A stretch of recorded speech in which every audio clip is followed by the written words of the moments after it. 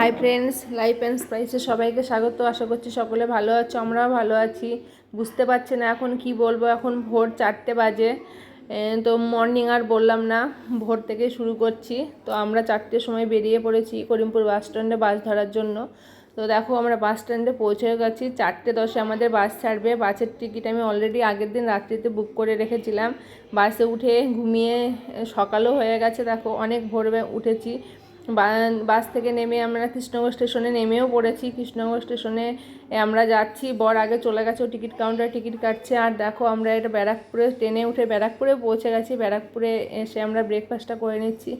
কদিন এত ব্যস্ত তোমাদের মানে বলার কিছু নেই, মানে এত ব্যস্ততার মাঝখানে দিনগুলো কাটছে, মানে প্রচুর ব্যস্ত।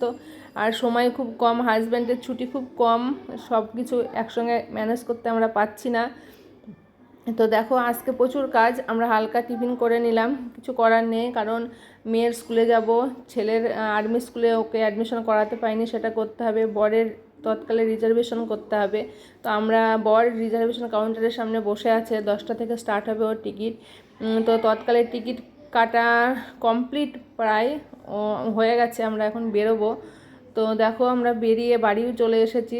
এসে রান্না বান্না সেরে কাজকাম সেরে এখানে বরের প্যাকিং চলছে, কারণ ওকে যেতে হবে, ওর জিনিসপত্র ঠিকঠাক গুছিয়ে দিচ্ছি।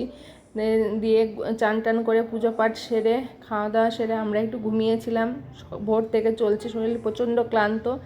তো দেখো ঘুম থেকে উঠে একটু আমি তৈরি হয়ে নিচ্ছি, সবাই মিলে একটু বাজারে যাব, বাজারে কিছু কাজ আছে। আমি তৈরি হওয়ার পরে ছেলেকে ঘুম থেকে তুলবো, কারণ ও অনেক ভোরে উঠেছে, ওর শরীরটাও খুব ক্লান্ত।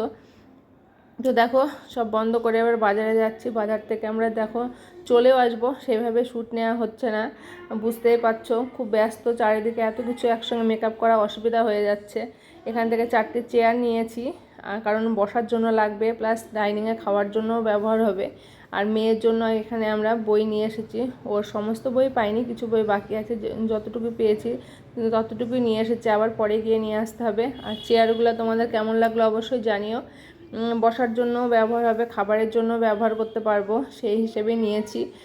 আর এই ব্ল্যাক আর রেডের কম্বিনেশনটা খুব পছন্দ হয়েছে, ও ওই জন্য এটা নিয়েছে। তো ভিডিওটা আর বেশি বড় করছি না, সেভাবে শ্যুটও নিতে পারিনি। এই যে মেয়ের বই, তোমরা অ্যাডজাস্ট করে নিও। প্রচুর কথা শেয়ার করার আছে, কিন্তু আমি সময় করে উঠতে পারছি না। তো চলো ভিডিওটা দেখতে থাকো, যতটুকু পেরেছি ততটুকু শেয়ার করলাম। রাত্রিতে খাবারের জন্য সবার জন্য চাউমিন বানিয়েছিলাম। তো সবাই আমার চ্যানেলটাকে লাইক করো, সাবস্ক্রাইব করো, পাশে থেকো আর শেয়ার করো।